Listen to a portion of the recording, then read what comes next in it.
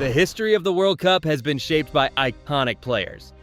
Legends who left their mark with unforgettable performances. From goals that changed football forever to impossible saves that decided titles. And today, 5 artificial intelligences will do something no one dares to do.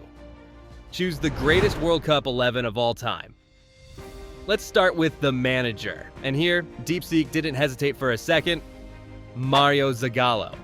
A man who literally did everything at World Cups. He won as a player, as a coach, and even as an assistant. Zagallo was the mastermind who managed to control so much attacking talent, Pelé, Jairzinho, Tostão, Rivellino, and still keep the team structured. But Grok didn't agree. It said, hold on, someone made history before everyone else. And named Vittorio Pozzo. Had you heard of him before? The only manager to win 2 World Cups. In 1934 and 1938, when Italy ruled world football. First beating Czechoslovakia, then dominating Hungary with Giuseppe Meazza leading the team. And the funny thing is that, in the end, all the AIs ended up agreeing with Grok. The title of greatest World Cup manager goes to Vittorio Pozzo. Now we move to the goalkeeper, and here things got messy. The AIs couldn't agree for even a second. Grok spoke first and dropped a name that demands respect. Lev Yashin. The legendary Black Spider. For many, the greatest goalkeeper of all time. He played 3 World Cups, and in '66 he was unstoppable. Plus, he's the only goalkeeper ever to win a Ballon d'Or. Not even Neuer or Buffon did that. But ChatGPT wasn't convinced and said, hey, don't forget Buffon. And of course, it's hard to argue. In 2006, he was a wall. World champion, 5 clean sheets, and only 2 goals conceded the entire tournament. That year, it looked like his gloves were magnetic. LeChat wanted to stir things up and went with Gordon Banks, champion in '66, a star again in '70, and the author of the greatest save in history, that header from Pelé. Just 3 goals conceded in 6 matches when England won it all.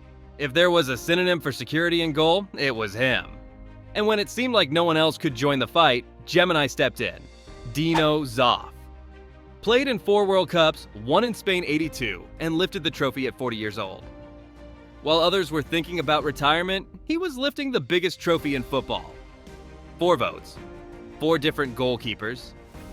So the tiebreaker went to the Chinese AI. And it shows Lev Yashin. Yes, the man in black keeps the spot. The one who saved penalties like he had 8 arms.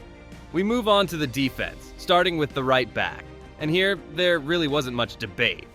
Gemini had it crystal clear from the start. Cafu. The man who turned the right wing into a yellow highway.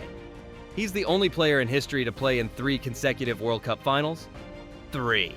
And he won 2 of them. In 2002, as captain, he was a machine. Up, down, defending, assisting, smiling. The guy never ran out of energy. The way he showed up everywhere made him a true symbol of Brazilian football. And the best part? Nobody dared to argue. Every AI voted for him without hesitation. So yes, Cafu is the undisputed right back in the greatest World Cup 11 of all time. And before we move to the other side of the defense, we stop in the middle, the center backs. For the first one, there was 0 debate. Every single AI said the same name without thinking twice. Franz Beckenbauer, the Kaiser. He played in 3 World Cups and lifted the trophy in 1974 as captain, leading West Germany past Cruyff's legendary Netherlands with a 2-1 win in the final. But what really made him special was the way he played. He controlled the game from the back, carried the ball out cleanly, broke lines, played pinpoint passes, and doing that in the 70s was basically science fiction. So yes, Beckenbauer takes the spot without discussion. The first center back in this team, and the most elegant defender in World Cup history. For the second center back, things were very different. LeChat opened with a heavyweight name, Bobby Moore, the eternal symbol of English football. His performance in the 1966 World Cup, leading England to their only title, was unreal. In the final, he shut down strikers like Uwe Seeler and even delivered a surgical assist for Hurst's opening goal. A captain with class, and a right foot that felt like it came with GPS. But ChatGPT wanted to look toward a more modern era and dropped another giant, Fabio Cannavaro, and honestly, fair enough. What he did in Germany 2006 was a defensive masterpiece. He didn't lose a single duel, read every play, led like a silent general, and took Italy to the title, conceding only 2 goals the entire tournament. He was so perfect that he won the Ballon d'Or that same year. Gemini, meanwhile, tipped its hat to South America and nominated Daniel Passarella, captain of Argentina's 1978 champions, and the only Argentine with 2 World Cup winner medals, even if he couldn't play in '86 due to illness. A leader who didn't need to speak to be felt. Then, after all those legendary names, Grok and Deepseek tipped the balance and chose Bobby Moore. So the English legend takes the second center-back spot. And now, yes, time to go to the other side of the defense. Grok didn't overthink it. Roberto Carlos. And honestly, how could he not? We're talking about the most iconic left back in World Cup history. Pure power, spring-loaded legs, and a left foot that looked like a cannon. He played 3 World Cups, lifted the trophy in 2002, and even back in '98, he was already a monster on that flank. And if you gave him space, he'd blast the net open. But ChatGPT wanted to rewind history and pulled a name from the Golden Archives. Nilton Santos, 2-time world champion, nicknamed the Encyclopedia, and for good reason. He redefined what it meant to be a fullback, defending with elegance, stepping into midfield decades before it became fashionable, and bringing perfect balance to that Brazil that was beginning to dominate world football. Lechat, meanwhile, chose a modern classic, Paolo Maldini. 4 World Cups, the definition of consistency and class. In Italy '90, he was a wall. In USA '94, the backbone of a defense that reached the final. He was so good that even when he lost, it felt like he deserved to win. And in the end, the remaining AIs didn't hesitate. Nilton Santos takes the spot. The 2-time world champion joins the greatest World Cup 11 of all time. We move into the defensive midfield, and here, Grok didn't hesitate for even a second. Lothar Matthäus, one of the most complete players to ever step onto a World Cup pitch. He literally did everything. Tackled, passed, ran, marked, and on top of that, he scored goals. He holds the record with 25 World Cup matches played, and in 1990, he was the soul of that German team that lifted the trophy. That year, he was unstoppable. 4 goals, including a brace against Yugoslavia. He was the guy who'd win the ball back and 2 seconds later, already be building the attack. And the best part, not a single A I dared to disagree. Every one of them voted for him without hesitation. So yes, Matthäus locks down the spot in the all-time 11. We move on to the creative midfield, and here Grok dropped a name that commands respect the moment you hear it. Zinedine Zidane. The man who made magic with the ball without even breaking a sweat. He played in 3 World Cups and was the absolute hero for France in 1998. In the final against Brazil, he scored 2 headers. Yes, headers him, the guy who basically lived with the ball glued to his feet, and delivered France's first World Cup. And if that wasn't enough, in 2006 he once again put the entire nation on his back and took them all the way to the final. But ChatGPT wasn't fully convinced. It said the spot should go to Didi, the mastermind of Brazil's golden era in '58 and '62. In 1958, he was named the best player of the tournament. Calm, elegant, he made Brazil play at his rhythm. He was the link between Pelé and Garrincha, connecting everything like it was the easiest thing in the world. Lechat wanted to spice things up and threw in another name, Diego Armando Maradona. Although, yeah, we all know his zone is just a bit higher up the pitch, and we'll probably see him there soon. In the end, Gemini and Deepseek closed the debate by also voting for Zidane, so the French maestro keeps the creative midfield spot. Class, control, vision. Now it's time for the attacking midfielder, and here, Grok didn't hesitate for even a second. Diego Armando Maradona. The most epic name that could appear. For many, the greatest player in World Cup history, and his place as the offensive midfielder is simply unquestionable. In 1986, he delivered one of the greatest performances ever seen. He practically dragged Argentina to the title on his own. 5 goals, 5 assists in 7 matches, and 2 moments that became eternal. The goal of the century, and the infamous Hand of God against England. In 1990, even injured, he still carried Argentina all the way to the final. In total, 21 matches, 8 goals, 8 assists. A player who, every time he touched the ball, made the world stop.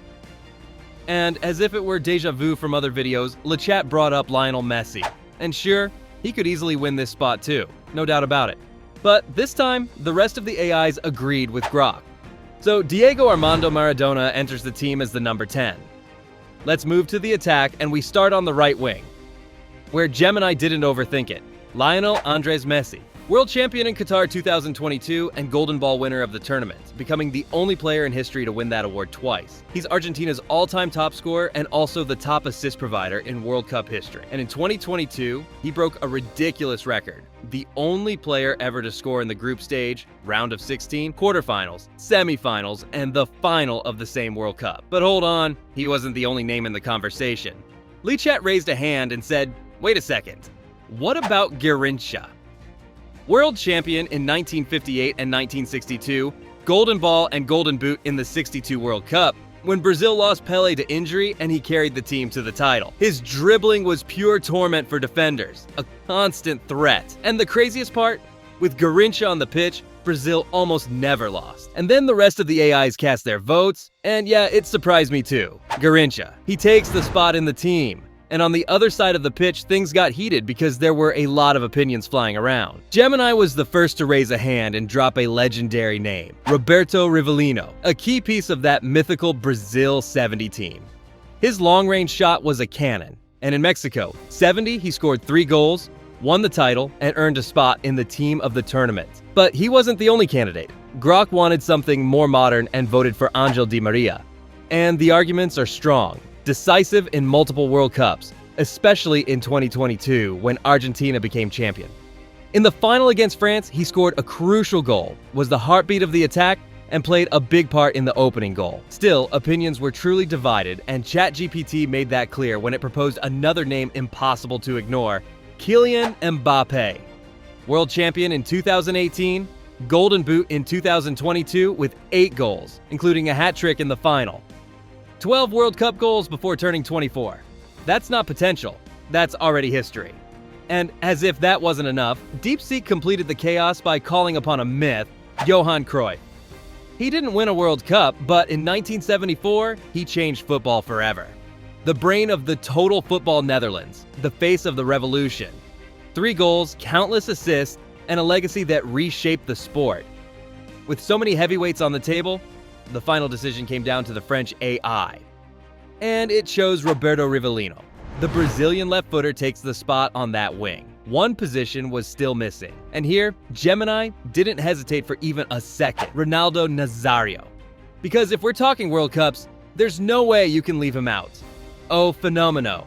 The center forward with the biggest scoring impact in the modern era of the tournament.